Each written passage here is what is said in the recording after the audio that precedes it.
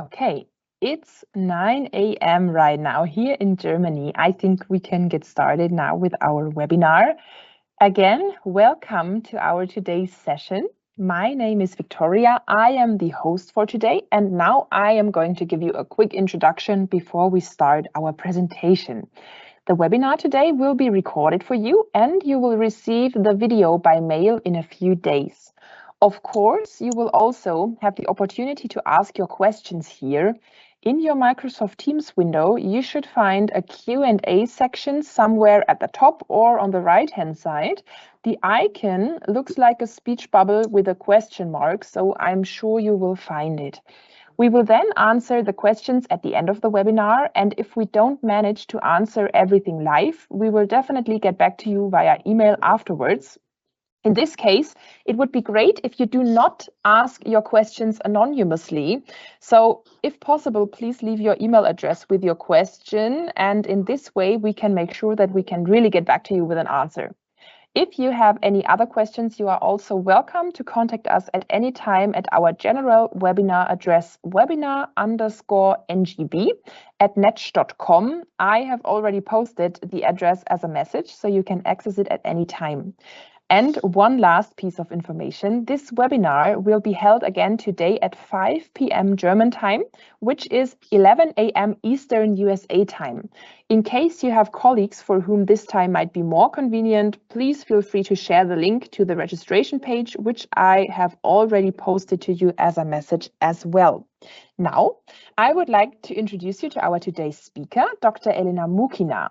Elena studied physics and mathematics at the Yaroslav State University and has a PhD in physics. She has been part of the NETZSCH analyzing and testing family for over 20 years now and has gained lots of experience in our R&D department before taking over the position of the business field manager for the software Kinetics Neo. Elena has been a huge contribution to the development of the Kinetics Neo software, which she will demonstrate today. Elena will now tell you how to choose the most suitable kinetic model in our software Kinetics Neo. So welcome, Elena. We are happy to have you here today.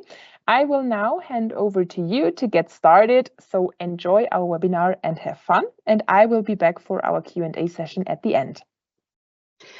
Yeah, thank you, Victoria, for a very kind introduction. And hello, everybody. Good morning, good evening, good afternoon, depending on your place on the globe. Today, our webinar is kinetic analysis, how to choose the most suitable kinetic model in our NETZSCH Kinetics Neo software. And we will speak about several topics. Here is agenda.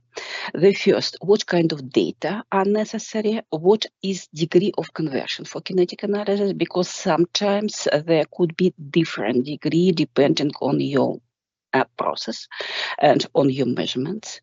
Then it will be method of analysis, model-free, which called also either conventional methods, or model-based, which are also called model fitting, where this method could be used and where this method cannot be used and bring nothing, or maybe the information or just result which coming from this method have no sense.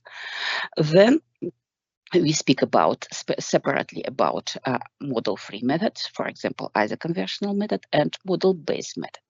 And for model-based method, there is a special topics how to create a model. In this case, we must answer the questions: what is the number of steps? Is there a multi-step model? What kind of structure of this model? Are the steps are parallel, independent, or maybe some competing steps? And what is the reaction type for each individual steps? What are the tricks and what are the analysis of the shape of the curve can help us to find the reaction type, correct reaction type for individual steps?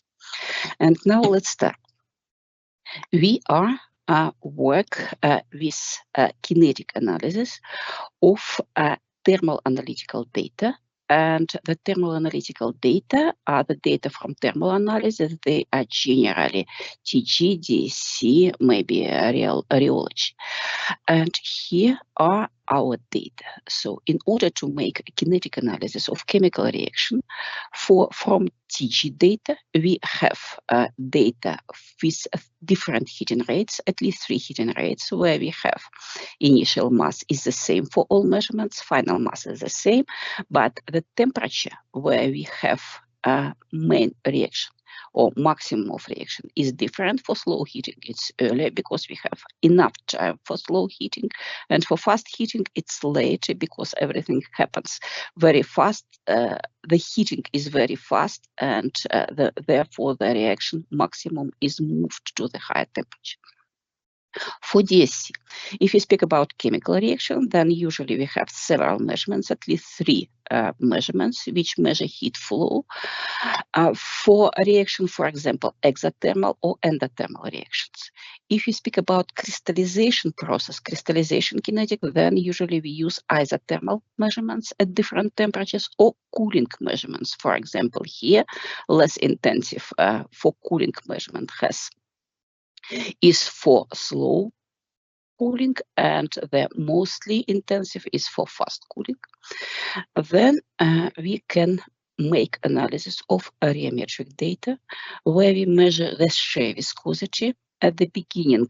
Again, several measurements. At the beginning, the temperature dependence of material shear viscosity could be measured for a reactant, then finally for the product, and here we have our chemical reaction, which depends on the temperature and depends on the heating rate. And similar curves could be found also for DEA technique, dielectric analysis. Here we measure not shear viscosity but ion viscosity, but the curve shape are the same, and there is a literature where the correlation between shear viscosity and ion viscosity exists. And last type of data which could be analyzed in our case, it's dilatometer data. It is for sintering process. Again, different heating rates. At the beginning, we have thermal expansion of reactant. Finally, we have thermal expansion of product. And here we have a different curves for different heating rates. The first at lower temperature for slow heating and for high temperature for fast heating. Then, usually for isoconversional method, it is necessary to calculate degree of conversion for each curve. And here is just very, very fast how to calculate conversion. For TG data, we make the current mass loss to the total mass loss, and then we have a value of conversion from 0 to 1. Example of this data in pre-installed examples in Kinetics Neo software is decomposition of calcium hydroxide, this data. The next example is also from our pre-installed kinetic examples is epoxy of curing of epoxy. Here we have DSC. For DSC data, it is always necessary to have a baseline. It could be linear or maybe sigmoidal, it could be also tangential. Conversion is calculated as a current peak area to the total peak area for the whole peak, and again a value from 0 to 1. These are the data for conversion corresponds to the experimental data from the upper picture. Next one is DEA data. This is also from the example which are pre-installed with the software. Here is a curing of epoxy measured by dielectric analysis. The baseline which should be removed is the temperature dependence. And after that, we have a horizontal part at the beginning and at the end, and we have 3 curves. The last one is sintering of zirconia. This is the ceramic example, and we have corresponding application note on our website. Here we must remove the baseline is a thermal expansion. And then we have horizontal part at the beginning and the end, and alpha is calculated as current length change to the total length change. So finally, we have degree of conversion, which is changed from 0 to 1 for all type of data. And actually, this type of curve could be analyzed in the software. How steps to work in Kinetics Neo. Firstly, we have data, original data, measured data, then we put it into Kinetics Neo, make some procedure, for example, remove a baseline, select the baseline type in our Kinetics Neo, then recalculate to degree of conversion. After that, we create one kinetic model for all data, for example, by model-based methods, with selection of models, nth order autocatalytics, maybe Kamal-Soror nucleation, or it could be model-free or isoconversion methods like Friedman or Ozawa. We have one kinetic model which can describe all our experimental data, and if fit is good, if this model works correct for this data, then we can use this model to make a prediction and simulation at other temperature conditions. It could be predictions for different temperature, for different types, for example, conversion signal, or it could be also optimization of industrial process, optimization of temperature for industrial processes. What is behind of this kinetic analysis? Here is a general equation for kinetic analysis. Here, alpha is degree of conversion. We have pre-exponential factor, which is the frequency factor. The next f of alpha is a type of reaction, for example, nth order reaction or autocatalytical reaction, and then we have dependence on temperature. The classical way for chemical reaction was found by Arrhenius, where this dependence on temperature has activation energy as a parameter, and this is the difference between reactant energy and energy of transition state in order to go to the product. And the difference between the energy of reactant and energy of product is our enthalpy of reaction. Here, some information about the parameters, and what is important for chemical reaction: the higher temperature, the faster reaction. It's general rule, and normally if we increase temperature by 10 K, then the reaction rate will be faster from 2 to 4 times. But sometimes, for some situations, the value dependence on temperature is not Arrhenius, and it is not increasing of process rate with increasing of a temperature. For example, it happens for crystallization. In this case, dependence is non-Arrhenius. It has two parts. The first is diffusion term. It depends on a glass transition. It means that if we close to glass transition, then diffusion start to work, and then the crystallization rate will be slower. A second term is nucleation term. It depends on the melting temperature. Actually, it depends on the supercooling value, which is the difference between melting temperature and actual temperature. This supercooling is our the parameter which shows how fast our reaction goes on. So if we have slow supercooling, if we close to the melting point, then again crystallization will be small. So crystallization rate is low if we close to glass transition and if we close to melting, and crystallization rate is high if we somewhere in the middle. It has a maximum. This is a example of non-Arrhenius approach, which is inside our software. And now we must select a kinetic method, model-free or model-based. Model-free is isoconversional method, and model-based sometimes called as a model fitting. There are different approaches in Kinetics Neo. The first one is model-free. It is based only on Arrhenius temperature dependence, and model-based has both either Arrhenius or non-Arrhenius dependence on temperature. For model-free, we have a single point analysis, and where only one point of a measurement is taken into account, for example, maximum point for each curve, or maybe the value with the point with the same value of conversion, for example, of 5% of conversion from each curve is taken into account and then analyzed, but always only single point.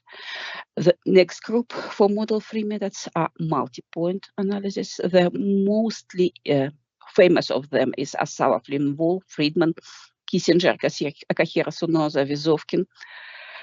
Yeah, we have our own model is numerical, which is the optimization of the Friedman results to get a better fit. These methods analyze each point of reaction and then provide more information. But again, they provide only one value of activation energy at each point, at each analyzed point. And it means that if we have some parallel reactions, some competing reactions, so some reactions where we have at the same point several individual steps, then this model cannot provide activation energy for each step at this point. It provides only one value of activation energy, which is somewhere in the middle. And it is not belongs to the first reaction step, not belongs to the second reaction step, which exists in this point, in this time point. But for model-based analysis, we can do this. We can work with parallel reactions like independence or competing. We can also work with consecutive reactions with very high overlapping. We can work with different type of reaction, with different type of reactions like nth order autocatalytic nucleation, for example, Avrami, and diffusion control. We can work also with Arrhenius and non-Arrhenius dependence on temperature. This is a model-based. Model-free here based only on one kinetic equation, where activation energy depends on conversion and pre-exponential factor also depends on conversion.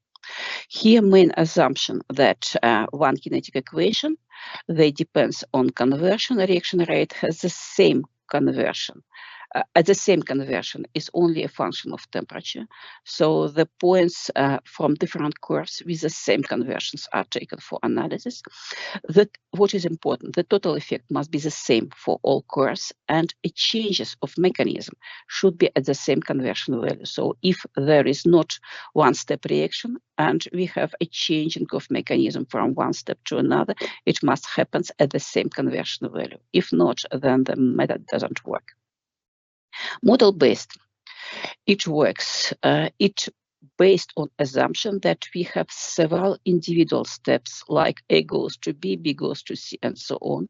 The steps must be connected by different methods, like competing or independent parallel. Each reaction has individual step, has the own kinetic equation with the own pre-exponential factor and activation energy. Activation energy and pre-exponential factor are constant for each individual reaction steps. And a total signal, measured signal, is the sum of individual steps. For example, if you have two-step DSC or two DC signal with two peaks, then the first peak is described by the first reaction and the second peak described by the second reaction. Next question, when model-free kinetic is applicable? It's very important because sometimes the model-free kinetic is used and results are not really nice, and they could not be interpreted correctly. And they, of course, could not be used for predictions for some other conditions outside of this experimental data. And it is very dangerous, for example, for real industrial applications and for safety, for calculation of safety conditions. It's also dangerous. And such examples exist. The first model-free method is a single point. The maximum point is taken into account, for example. This all other information about other peaks are lost. Then these maximum points are presented on the graph with 1 divided by T on horizontal axis and log of heating rate, or it would be something another on vertical axis. The points are on the straight line. From the slope, we can calculate activation energy, and result is only one value of activation energy.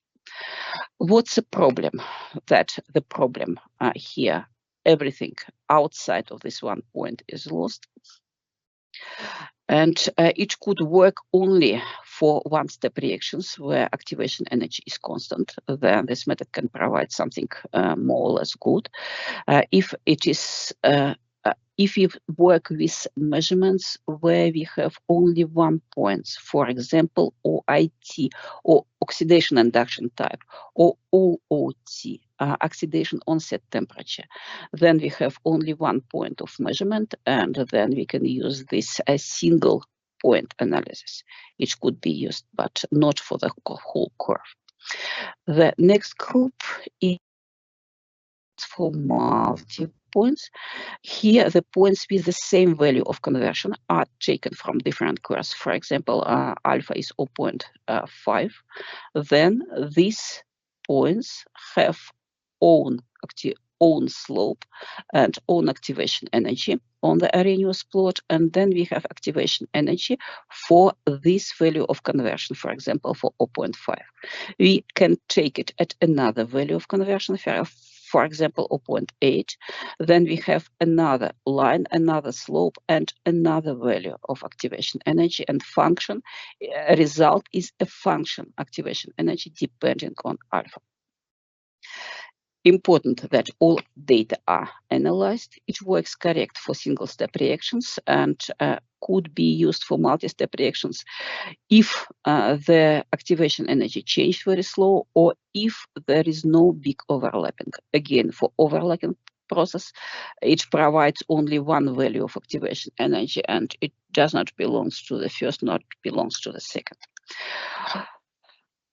Okay, then here are some example of using of model-free analysis for double-step reaction.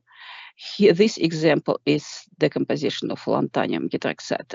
This is also in pre-installed examples.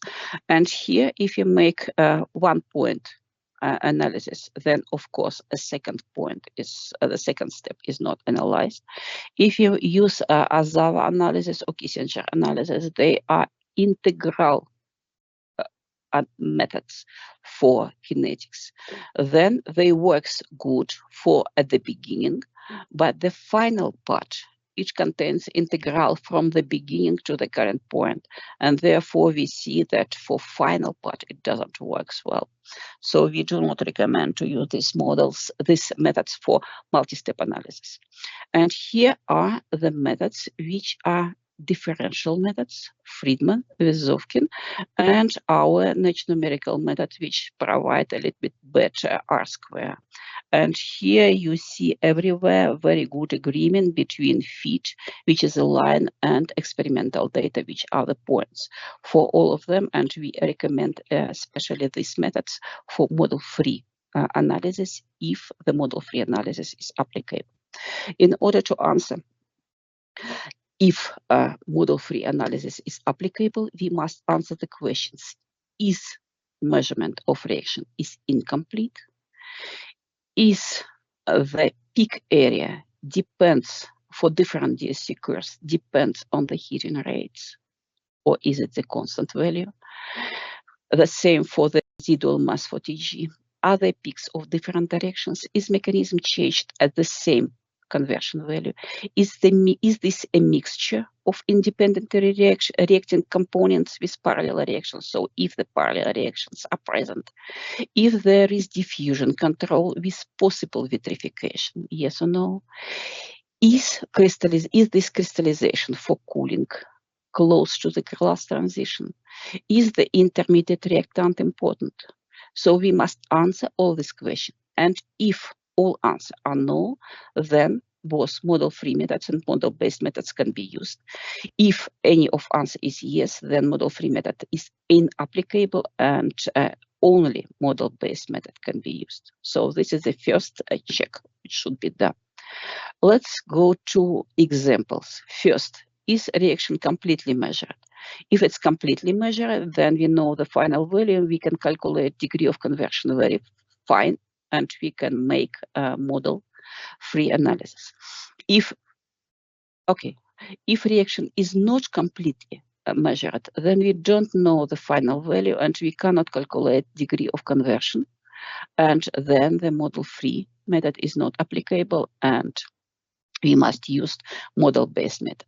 And another reason why model-free is not applicable, that there is no several curves with the same value of degree of conversion at the final values of conversion about 1. Here is example where classical model-free doesn't work.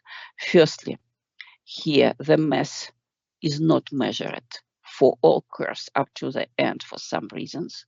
Usually the last point is taken as 100%. If we take it as 100% and we see it doesn't work, the values of conversion is calculated incorrect.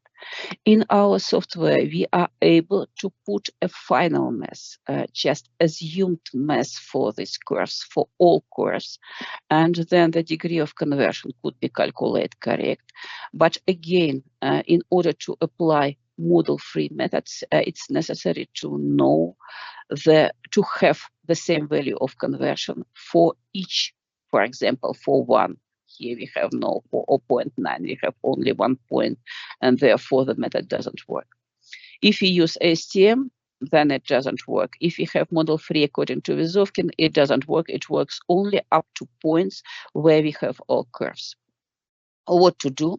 Firstly, just to put data for all curves, and then we can use a model-based method with 2 steps where we have very good fit and we have very good values of activation energy exponential factor. For we have our model-free NETZSCH method, which can also make calculation and good fit. But here at the final part, where we have only one value of one curve for final conversion values, the activation energy cannot be calculated very well. Next question, if the peak area changing with the heating rate, here it is the same, then we can apply model-free analysis. If it is different, and if this depends on the heating rate, and if this difference more than 20% of the total mass change, then model-free is not applicable, and we must use model-based method with 2 competing steps. For example, like here, A goes to B, B goes to C. Here we have B with less mass change. Here we have C with high mass change. And here we have a mixture of B and C in different concentrations. And now our modeling can describe this type of the data by competing reactions. And for competing reactions, it could be not only 2 steps, it could be 1 step in front of them, or it could be 1 step after that. It could be a really complex, different models which could be present in our software, and you can make a modeling of them. Here is a real example, a decomposition of alpha glucose, again from pre-installed examples. Here we have a first step where we have a final value of this step, the same for all data.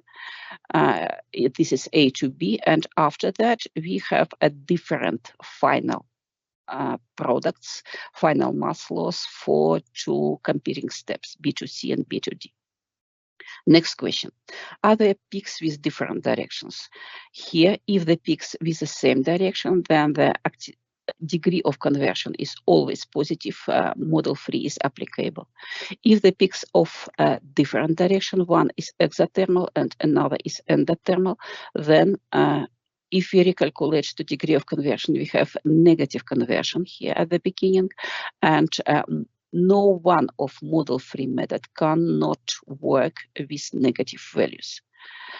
It's a limitation of the method of all model-free methods, and in this case, it is necessary to have 2 steps. One is endothermal, another is exothermal. Here, for example, 2 steps of the same direction. We can make model-free and model-based. Everywhere is very, very nice fit.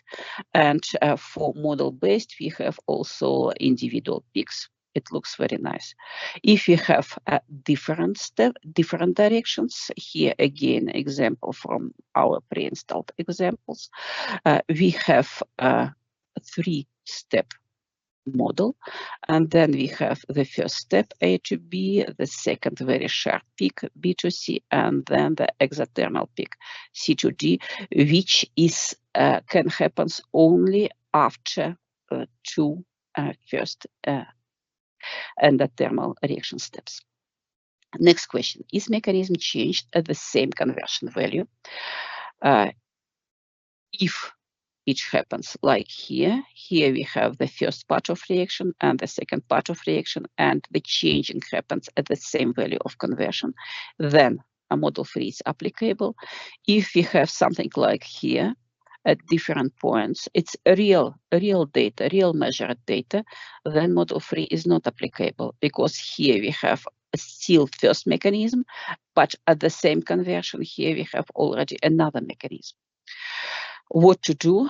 We must use model-based analysis, and here is the same example for decomposition of alpha glucose, where the changing of a first part is not at the same value, and we can use the model-based analysis. Next question: is the reaction diffusion controlled, curing with possible vitrification?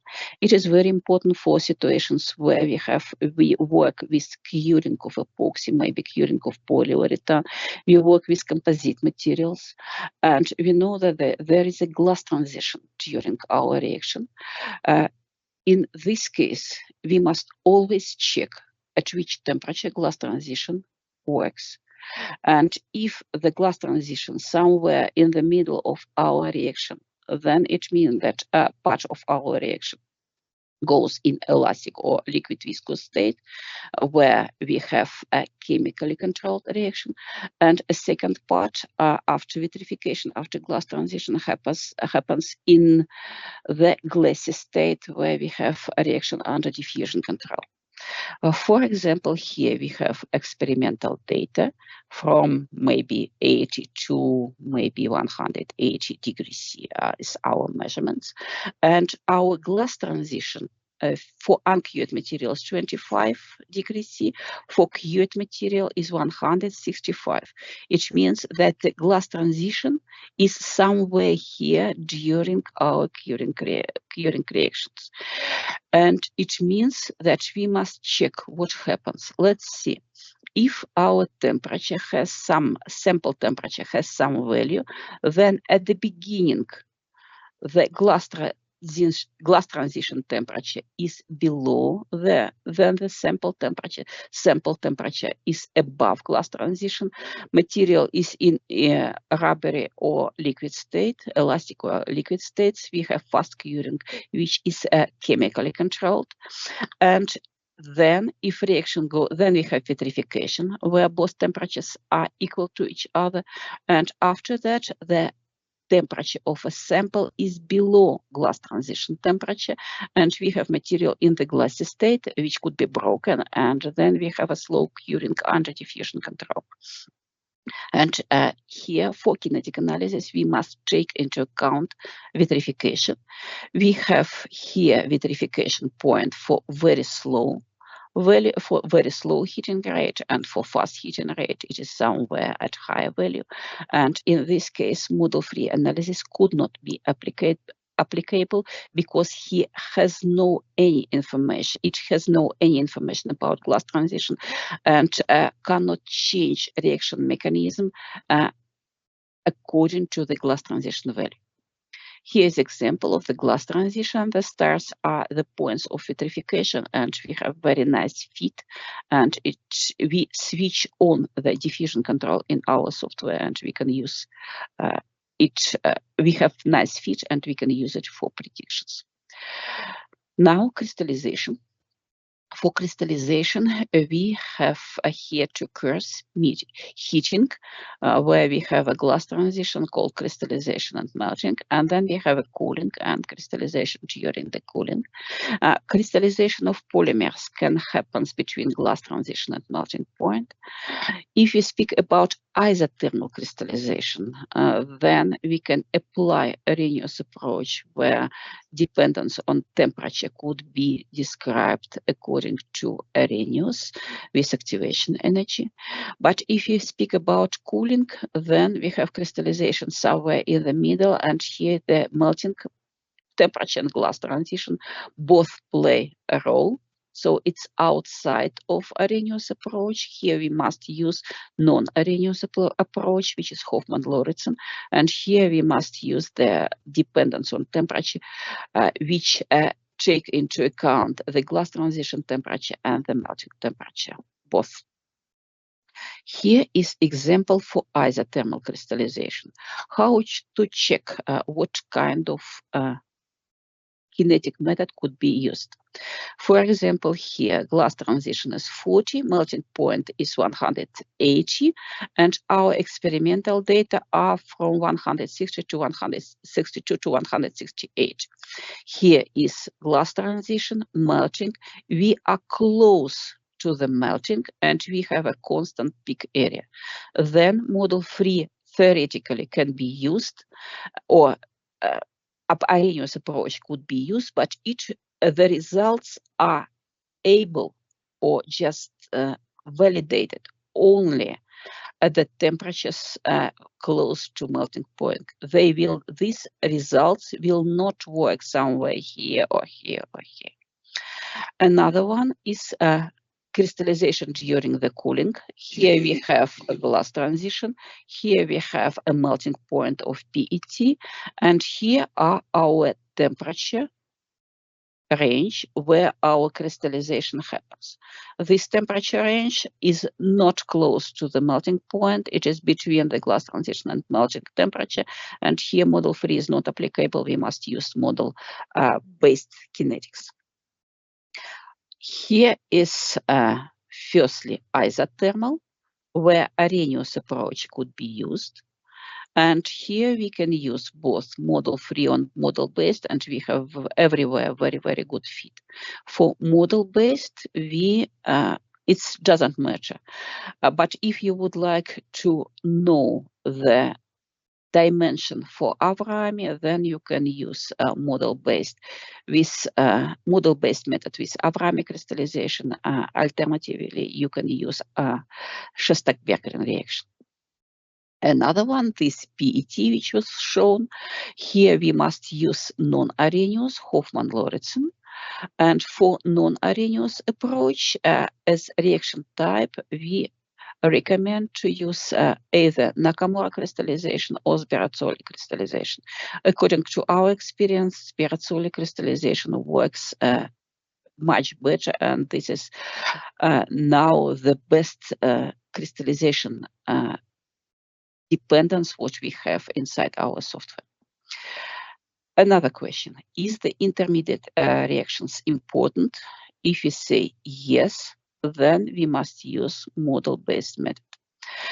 For example, I have relative often the questions from the customers, from industrial customers who works with the process, and if the temperature is too high, if the temperature is too low, then only process works which is necessary, and if the temperature too high, then the second part of the process works which is not necessary. And sometimes the process must be broken, not sometimes, generally the process must be broken where the concentration of intermediate reactant is the highest, and the concentration and the second process is not started, and the concentration of the material C is not present. In this case, the only way to solve this reaction is for two-step reaction. The model A goes to B, B goes to C to use. Then we have one step, we have another step, and we can use this model to see what happens at different temperature conditions. And we can make a variation of temperature conditions and find temperature conditions where the concentration of B is high. So here the software can show us the concentration of B, C, and D and predictions for different temperature conditions, and you can use it. Again, if intermediate reactant is important, then only model-based method could be used. And now, if we know that model-free doesn't work for our situations, we say at least yes for our for all questions, and then we must create model-based kinetic model according to model fit. And now we must answer the questions. What is the number of steps? Are there competing steps? And what is the reaction type of individual steps? Firstly, if there is a single step reaction, then we have only one step or only one peak for dc, dth, the first derivative of dilatometer or dtg, and we have only one step for integral curves like dilatometer or thermogrammetry curve. One step, single step reaction have a constant value for activation energy. Sometimes it could be some small variation, but they coming from measurement errors. And it could be plus minus maybe 5, not up to 10% difference for activation energy. If the activation energy has high difference, then the process is complex and single step reaction cannot be applied. And for Friedman analysis, all isoconversional lines are parallel. Then we have a single step. If we have a single step, then we use just A to B. But if we have multiple steps with a same final value of a reaction, for example, the same mass loss for Tg or the same peak area for dTg, then we must create multi-steps. For example, if you have something like this, first step, second step, and the changing between the first step and second step happens at the same mass here or at the same degree of conversion, then we must use two steps. But there is a different combination of two steps. It could be either two steps, one after another, or two steps, one parallel to another. In this case, the knowledge about your chemical system can help. If you have only one component, then we know that it is only one component and it has decomposition step by step. Then we use consecutive reactions. But if we have a mixture of two independent components and each of them has decomposition by itself, parallel, then we should select two individual steps. Sometimes you don't know if there is one component or the mixture. In this case, very easy just to change the temperature conditions, for example, from isothermal to from heating to isothermal, make several isothermal measurements and see if the activation energy the same at the beginning and the same at the end as it was for dynamic data.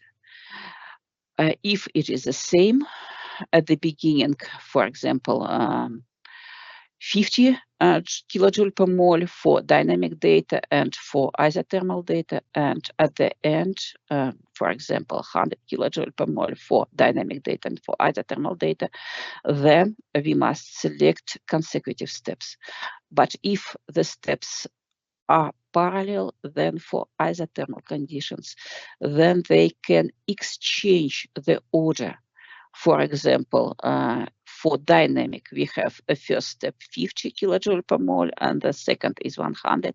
And for isothermal, it could be the first step is 100 and the second is 50. So it happens often, and you can use it. And the same could be done for many different reaction steps. For example, if we know that it is one component, then we have all steps consecutive. If we have two components, then we have one double step and another is single step. And if we have three components independently decomposed, then we have something like this, two independent steps. For competing reactions, there is a possibility to select either one step, either one competing chain, or it could be, for example, like here, several competing chains. And now again, you must see to your data and to see how the curve looks like. For example, if we have one step with different results, then we have only one competing part in our kinetic model. If we have one step and then a changing of mechanism happens at the same value of conversion, and then finally we have different steps, then for one component it could be something like this, and one step, and after that we have competing. If we have two components, then one step can belong to one component, and the two competing steps could belong to another component. In this case, it is better to check a literature. And if we have something like this for the decomposition of one component, we have competing at the beginning, and then we have some consecutive reaction, and it could be something like this. In the software, there is a possibility to compare all results. And again, a number of steps must correspond to a number of visible peaks and shoulders. So if you see only two peaks in your experimental data, then please don't create 20-step chemical reactions, because there is no information in the data for 20 steps. The additional competing steps could be done only if the total effect depends on the heating rates. Yeah, and then we can use F-test just to compare the models, the different models, model-free and model-based, and the models with N+1 steps and model with N steps. And here, for example, the same results are done with three first models, and all other, they have high F-test and they are not really relevant. Inside the software, it's very easy to add, delete steps in the software. For example, if we have at the beginning single step reaction, then we can add additional step as consecutive step. We can add additional step as competing step, and we can add additional step as independent step. You can create the complex model. Just in the complex model, you can select any step and then replace this step as two steps, or you can just remove the step at all, or you can just replace this step as two competing steps, or you can just add one independent step. In this case, it's very easy to construct model, not to write some equation, and the software will just use equation according to your visually created kinetic model. And a last point, how to select a reaction type. Here we can select reaction type from Friedman analysis. For example, here we have lines, blue lines, they are isoconversional lines, and we have a colored curves, they are our experimental curve. And if the experimental curve, like here on the right part, so at the beginning of reaction, has high slope than isoconversional line, then we have acceleration. If the isoconversional lines have higher slope than experimental line. So experiment is slow than the isoconversional. Then we have returning type like diffusion, first order, first dimensional diffusion, two-dimensional diffusions, maybe three-dimensional diffusion according to Yandex or something like this. And if we have slope of experimental line and slope of isoconversional line is the same, then we have nth order reaction. So this is the trick which can you analyze the beginning of reaction and see if this reaction type has acceleration or has no acceleration. Now, if you know this information, then you can select reaction type depending on the type of your process. For example, if you work with decomposition, degradation, pyrolysis, then typically is the n-order reaction, where n could be 1 for first order, 2 for second order reaction, it could be 0.5 for two-dimensional phase boundary reaction or 0.3 for three-dimensional phase boundary reactions. For curing, it would be autocatalytical reactions. We recommend to start with CN, nth order reaction, with first order of autocatalysis, and all other have some additional parameters could be used only if the CN doesn't work. Kamal-Surur has two different activation energy for both reaction pathways, which are in classical Kamal-Surur reactions. For crystallization, for isothermal crystallization, it could be either Avrami or Shostak-Berger. And for crystallization for cooling, it could be Nakamura and Sbirazzoli crystallization. And finally, we have kinetic analysis where model 3 could be used, for example, for OIT, oxidation induction type, OIT, DMA rupture. For example, if you have a rupture of material at different temperature after different time, and you can make these experiments at different temperatures and put different temperatures and different time in the table, then you have really 1 point for each experiment, and you can analyze according to the single point analysis. For multi-point, it could work, but it not works for mixture, for competing steps, for curing with diffusion control. It doesn't work for isothermal crystallization, for intermediate reactions, and if intermediate reaction steps are necessary.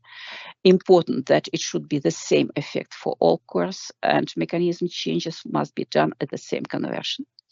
And model-based works for all these cases, and mechanism could be changed at any conversion.